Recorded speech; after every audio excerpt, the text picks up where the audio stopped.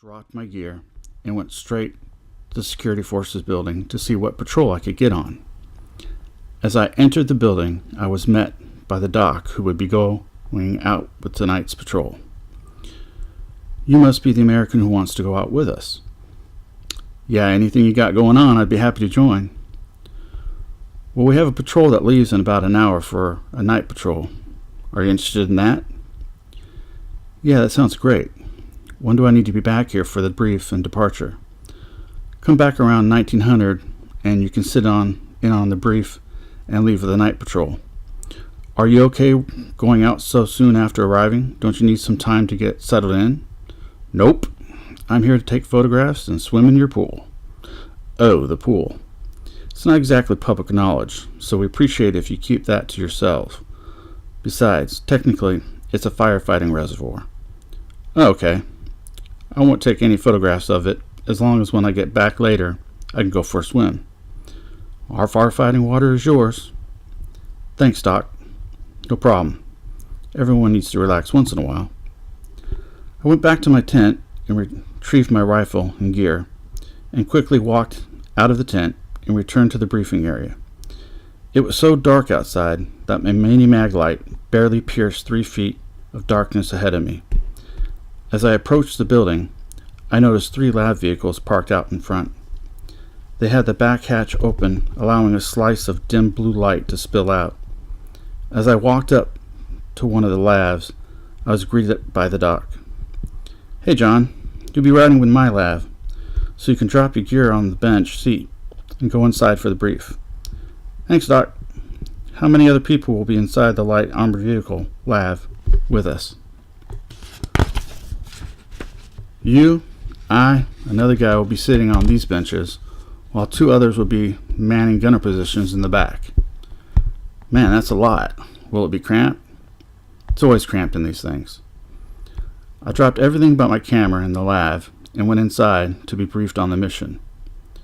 During the brief, I discovered I would be walking for half of the 7-hour patrol through the heart of the city. This made me a bit nervous, as Kandahar City is known to have active Taliban supporters who look for any opportunity to attack ISAF teams. After the brief was finished, everyone headed for the vehicles and mounted up. Now, getting into a lab with full battle rattle and a camera gear on was a feat for me. It was an exercise in yoga. I've never been very bendy, so getting in was extremely hard. I had to walk slightly to the right, bend at the waist like a 90-year-old man with no back muscles to get into my seat. Of course, the young Canadian infantrymen I was with got a good laugh at this. One guy almost choked on his Coke when he saw me get in. Once I was inside, the doc ran up to the vehicle, dropped down a little, slid right into the seat. I was impressed. "Doc, how the hell did you do that?" "You learn the height of the opening after a couple 100 times in and out of these things. You just kind of fall in." The inside of the lab is not very big, and I had to sit side saddle, with my legs interlocked with the guys across from me. We drove for about 20 minutes before we finally stopped and got out. I shuffled out, tried to slow my heart rate, and walked off with the doc, starting my first night foot patrol in combat ever. The first thing I noticed when I got out of the lab was the smell. The warm air was saturated with spices I couldn't identify, but desperately wanted to taste. The street had scattered lights on it that faded from bright to flickering every few seconds and casted animated shadows against the bullet-ridden walls of the once Taliban-held city.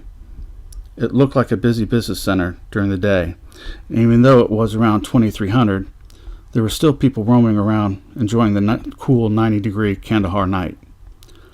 I walked behind my lab, trying to take photographs of the squad in low light. I would take deep breaths, steady the camera, take the shot, then run to catch up with the doc. I never ended up alone while I took photos, as the Canadians had put me in the middle of the squad.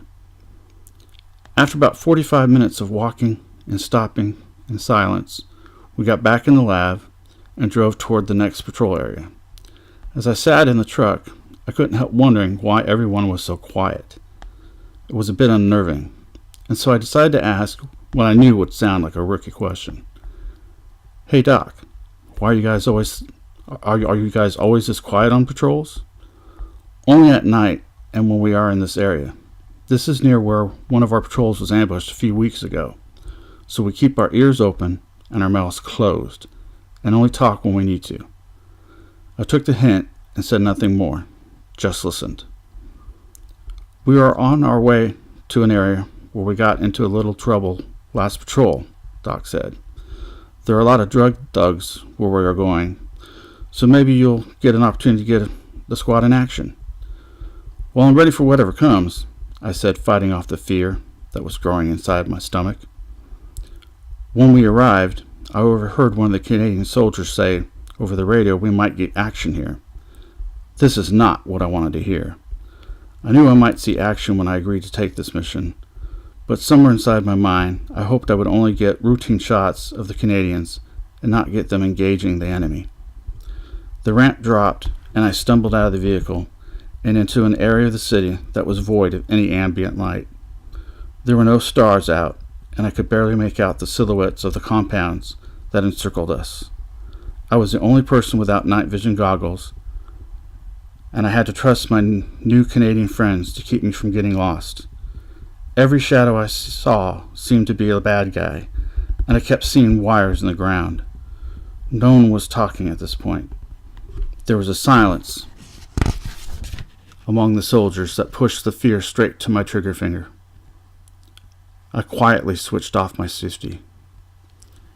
Then one of the guys from my truck said in a very Canadian accent, "John, you okay, eh?" "I can't see anything," I whispered. "That's okay, eh? We can. There's a group of men on the roof of the house at 2 o'clock that we're watching." "How much longer are we going to stand here for?" "Not long. We're just waiting for word to move out." After a few minutes, the word was whispered down the line to move out. I switched my safety back on, let my rifle hang from the wolf clip on my shoulder, and picked up my camera and continued my primary mission, photography. As I walked down the lightless, broken road, my back and shoulders started to burn, and my eyes teared up from the strain of trying to see through the shroud of shadows that were all around me. I walked in complete silence and waited for a firefight that never came.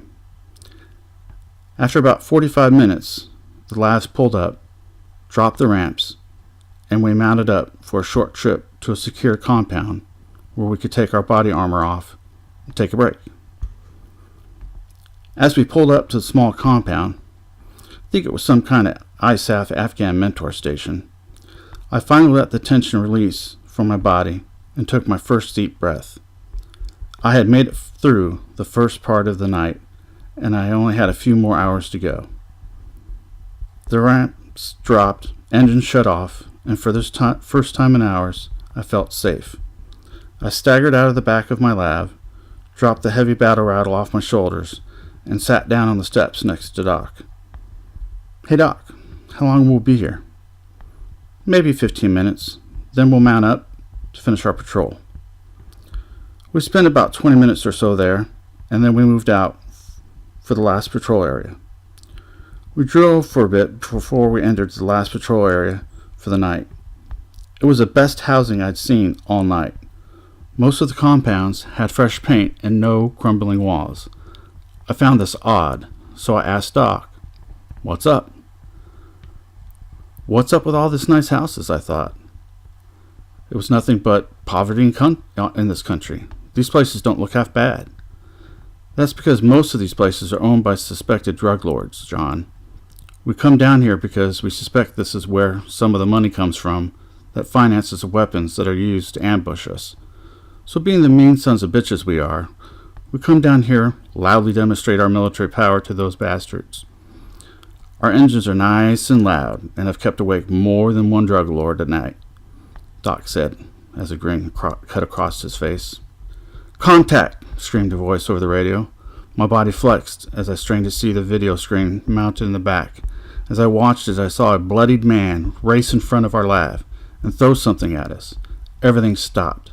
My heart, lungs, and mind froze as I waited for the explosion that was sure to follow. A thump sounded throughout the lab as the projectile hit, and then nothing. Was it a bad bomb? Or did the crazy man not arm the weapon correctly before launching it at our vehicle? My mind was a firestorm of what-ifs, and I needed to get out of the lab. All clear. It was just some crazy guy throwing a water bottle at us to get our attention.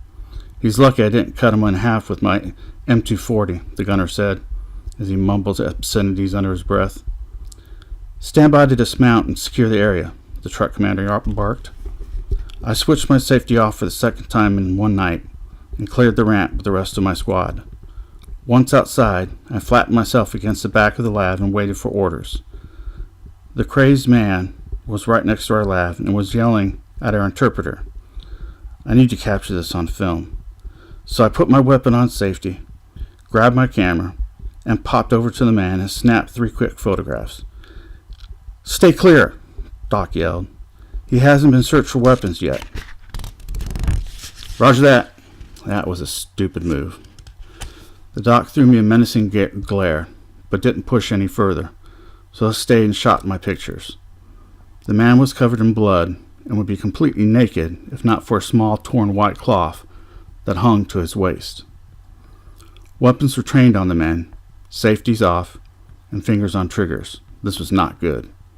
If this guy didn't calm down soon, he would be covered in bloody holes, and I would have to film the bloody end. Just as it seemed every magazine would be emptied into the man, the squad leader leveled his M240 straight into the guy's face and yelled something in Pashtun that put the man on the ground with his hands and feet spread apart and his face pressed hard into the concrete. What did you say to the guy? I asked the squad leader. Nothing, he said with a look that screamed, drop the subject. So I let the question go and turned my focus to the interpreter and what he was saying. This guy says somebody beat him up and that you should ask him for his forgiveness for being in his country because he is Allah, the Terp said with an annoyed look on his face. I think he's high on opium because he isn't talking right. No Muslim, devout or not, would speak such blasphemy. We sent the mystery man on his way with some food and water, and the order was given to mount up and head back to the base, which was fine by me. My last nerve was lost with Opium Man's antics. You okay? Doc asked as he looked at my shaking hands. Yeah, I'm good. Just a bit of adrenaline. Welcome to combat, eh? Gets easier as you go, Doc said as he slipped back into the lab. I, of course, stumbled in, cracking my head on the door edge and giving the Canadians another good laugh. I'm glad you find humor in my discomfort, I chuckled as I fell onto the bench. We headed straight to the base and arrived at 0300. I shuffled out of the lab, thanked Doc for watching my back, and walked to my tent. Once inside, I dropped my gear, took my boots off, and fell onto a dust-covered mattress into a deep sleep.